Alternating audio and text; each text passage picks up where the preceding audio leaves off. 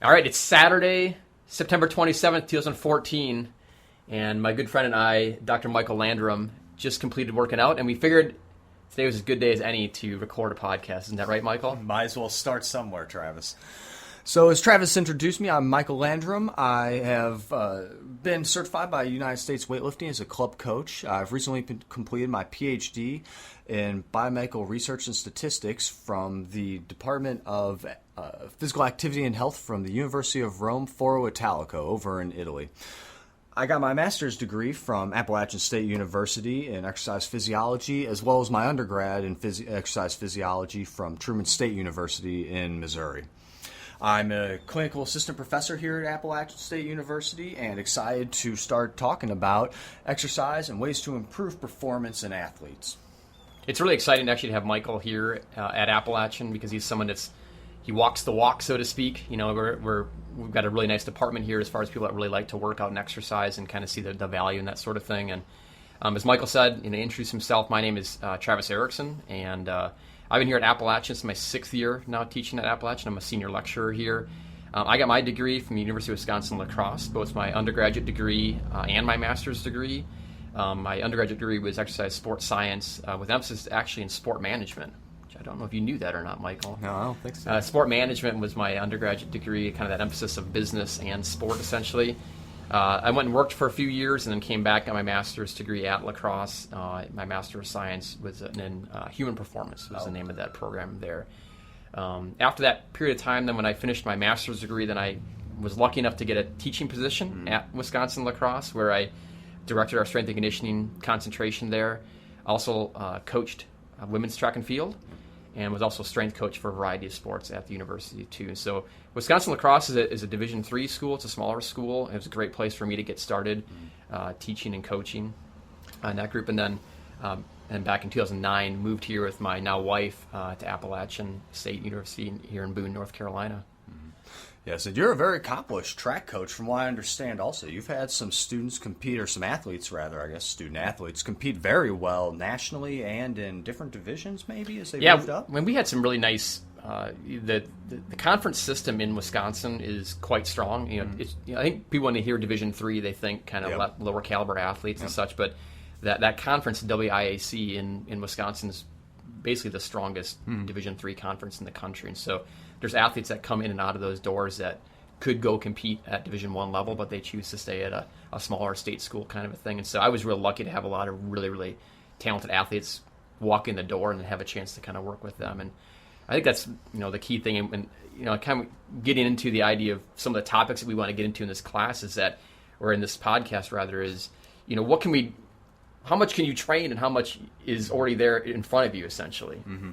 That's true, because there's good competitors everywhere, and there's definitely raw talent wherever you look. We know that here at our university just by holding Olympic weightlifting meets. People come out of the woodwork and start showing us things that, man, if we were able to catch these kids when they are 18 as opposed to 22, we could have national champions all over the place, or at least people really showing up at that level. But unfortunately, that's not always the case. No. And some people like to play other sports besides just strictly train. But it does allow for other avenues of discussion on how we can either improve performance in those people that maybe just like training for the sake of it or have interest in competing, because there's definitely ways to approach both. And for a lot of it, there's a similar base across all of it. And it's just when you get into the specifics is when it actually starts to differentiate, whereas everybody follows the same general principles in training and their nutrition. But once we get up to placing on podiums is when you have to really start tweaking it to that individual sport or that individual person. Right. Yeah. And with this podcast, I think the idea behind it was that Michael and I have these conversations when we're working out or just in the hallway, and we thought there'd be some individuals that would appreciate kind of hearing some of these conversations that we have and discussion of research topics and such. And maybe Michael, you want to talk a little bit about kind of what are we trying to do with this podcast? Yeah, so we're trying to talk about just different popular topics that are either out there. Some of them are controversial in some way. I mean, about how to train and the best approaches for different types of athletes or general population, that is. But as well, we want to extend this into imparting a little bit more information to the population out there, lay people specifically. So we'll be discussing in more of a conversational tone research articles that might be of particular importance or at least interesting in some way for different training populations. As well, we want to bring in guests because I know for me personally, the history of exercise science is a very rich one, although very short. So we're still pretty much here at the vanguard inventing this field as it goes along. And I know that technological improvements really have been pushing that in the last couple of years. Exactly. I mean, this is a really young field, exercise science. I've been in it for about 20 years and such now, but it's just the way it's changed even that time period is pretty remarkable, and the amount of research that's being done now. I mean, it's actually the field has legitimized itself essentially. I think people have turned to exercise science as a way to improve athletic performance, but also to improve just health and fitness. Oh yeah, general health, as the American Surgeon Journal says, exercise is medicine, and there really aren't any others that can hold a flame to it, insofar as such a wide ability to maybe not necessarily treat in all cases, but at least help mitigate some of those side effects or deleterious side effects of that disease progression. So there are a lot of things we can get out of exercise, even if it's not just athletic performance improvement. Right, and that's kind of the idea with this podcast, is that I think Michael and I both come from athletic backgrounds, and I think that that's our natural interest, is to how can exercise and strength training in particular influence performance, but so many of those things can also influence health, and I think that's kind of what we want to try to get at with this podcast, because not everyone that's listening to it has a specific interest in athletics or is working with athletes, but is looking for how to use research and topics that are popular and how they kind of best apply to their own area. Very true. And a way that we can break it down most, I guess, generally for everybody is as we get older and go into senescence, everybody wants to be able to stand up out of chairs, pick up groceries or the grandkids off the ground, and then put things onto shelves. I mean, it's just part of having a high-quality life, as well as being able to care for yourself, which is pretty important for us. Nowadays, we have baby boomers turning 65, over 10,000 a day, so we're definitely have an increased need in the population for these kind of ideas out there to try and show people how, even if you aren't planning on being an athlete or competing, there's still something in the training world that can assist you in your day-to-day. I think you can probably already tell Michael is definitely the numbers guy. He is going to be much more the individual that's going to quote specific statistics and such, and I'm more of a generalist, perhaps, I guess. And we're hoping that our differences in personalities and our differences in our interest in this area will kind of show through a little bit in the podcast, and that the listener can kind of. And I certainly, when I talk with Michael, I always learn something, and because his interest in the depth he goes into things is different than my own particular area. And so I'm hoping that by having both of our voices in this podcast, as opposed to just an individual kind of speaking his mind, I think will hopefully be to the benefit of the podcast. Yeah, because there's very many things that we see eye to eye on, but then there's others where the differences are starkly juxtaposed in our approach to it, like just today with the top-down or bottom-up approach to teaching Olympic weightlifting. Yep.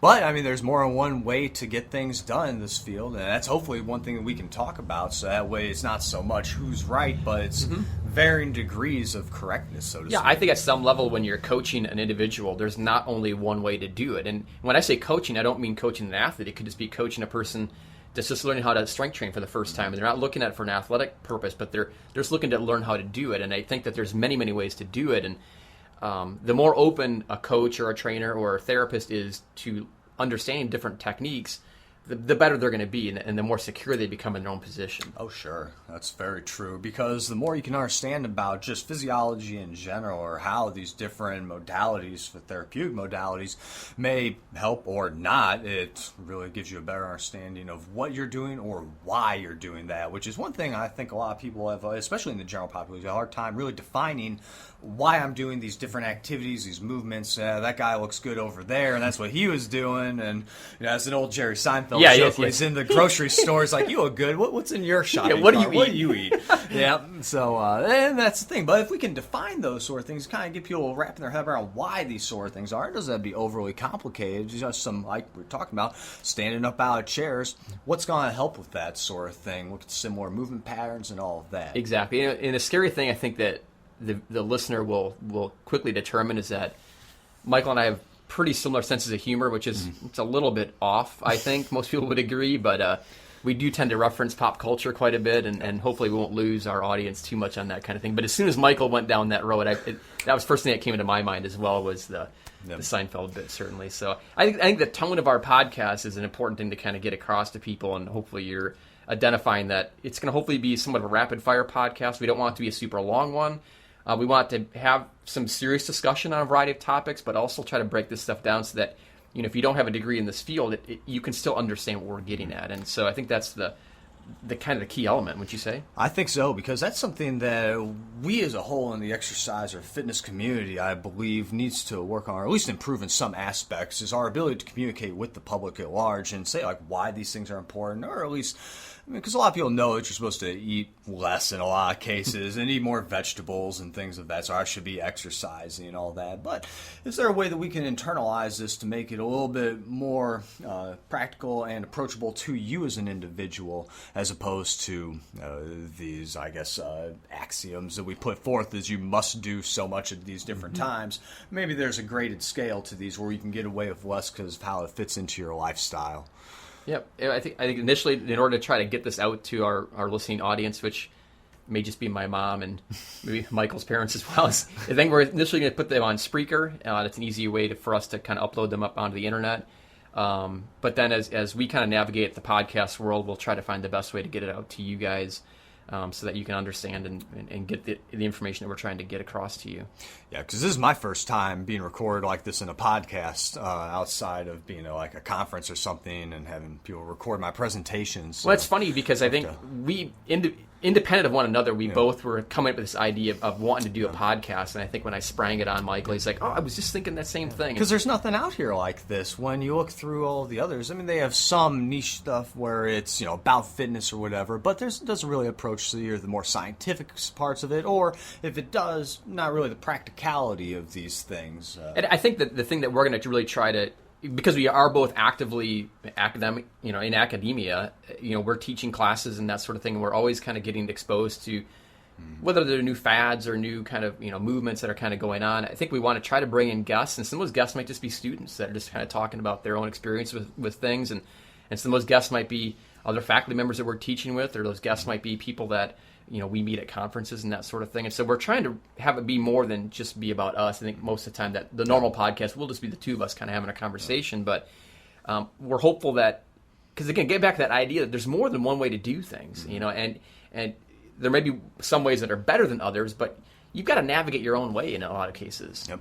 Yeah, that's true. And even within exercise sciences, I'm sure that you all come to appreciate as we go forward, there's many avenues which we can go through with this. As Travis alluded to earlier, now a lot of the research has gone molecular. Since the 90s, when antibody production really shot up, we were able to really identify what is it that's changing at the genomic or molecular level, as opposed to just the macro level measuring ventilatory gases or something like that. So as it goes that way, we have a much keener understanding of how the body adapts to physical stresses and what's appropriate for different people and their different needs. You know what we need, though, Michael? We need a name for this podcast. I think so, too. I think if we can impose upon whoever our listening audience is to maybe help suggest something to us. We've got some... Michael's put a lot of time into this already. He's put a lot of thought into some segments that we want to have, and he's even given names to those segments. But we don't have this meta name for the whole podcast in general, and I don't even know what it should be. I don't know, but something clever is what I would like. I always like things play on words. An inside joke of some sort, right? It could be. Yeah, exactly. I don't mind that. Yeah. So, but we'll have to think about that. Of course, a call to all of our listeners. If you have any suggestions that might aid us in this problem, then please feel free to let us know. Yeah, absolutely. We'll try to have links to the podcast and a way to get a hold of us in the notes for the actual podcast we put up. So feel free to contact us. Let us know what you think. Topics that you may want to suggest to us as well. We have ideas, obviously, as far as what we want to do with it, but we also want to play to our audience and kind of figure out what you guys want to hear about. Yeah, because a lot of the interesting things that are happening aren't necessarily with the research end of it, because that oftentimes lags behind what you see in the trenches, if you can't see my air quotes, but in the trenches, what people are actually doing. For better or for worse, there are some resurgences of older trends and then newer ones being implemented all the time, different ways of doing things. And sometimes, like here in academia, we fall behind. So we rely on our classes, see what our students are telling us they're doing. I know in my nutrition classes, I get a lot of real interesting theories on how stuff might work. So I'm sure there's more of that out there that we aren't familiar with either. Yeah, absolutely. I mean, some of the classes I teach, a couple of the classes that I teach are physical education majors, and they're fresh out of high school and what their coaches had them do and what their instructors had them do, and they're always great conversations with students that are just trying to understand kind of why they did things the way they did things, and start to maybe challenge a little bit of why they were taught movements a certain way or their workouts were constructed a certain way. And I think that's a big part of self-discovery that a person can have in this field as they start to understand, why do I do it this way? Why is my workout consist of this? Why do I always do upper body on Mondays? Is there a rule? Why do I always do? I think that's the more you can begin to question to some degree kind of your own motivations on stuff, the more you begin to grow into your own training. Yeah, you can break out of what you've been doing and start to really think about what might be more appropriate for you and not as, I guess, cookie cutters, what you had been given in your bigger, faster, stronger program in high school or whatever it might have been. Yeah, I think that my hope is that if some of the research and topics that we have in our podcast help inspire you to change your thinking on things a little bit, and all of a sudden you start making gains, or the individuals that you're working with start having gains that are unexpected, then you'll be inspired to kind of learn even more. And not to say that this podcast is going to be your end-all and be-all of knowledge. I hope not. Man, I hope not. If this is your only source of knowledge, you're in big trouble. So hopefully that, we're going to try to inspire you to kind of look in other places as well for information. Yep. Yeah, we'll definitely have a lot of sources that we're going to be pulling from, either peer-reviewed academic journals or, like I said, just somebody off the street talking to us, because he's the biggest guy in the gym, so why don't you tell us a little bit about how you got that way? Exactly. So I don't know, is there anything else you want to add? I think this is our introductory podcast, is trying to ourselves getting our feet wet a little bit with it. Yeah, getting comfortable going back and forth and covering everything we need to. I feel like we've laid out the idea of this podcast fairly well and set the tone.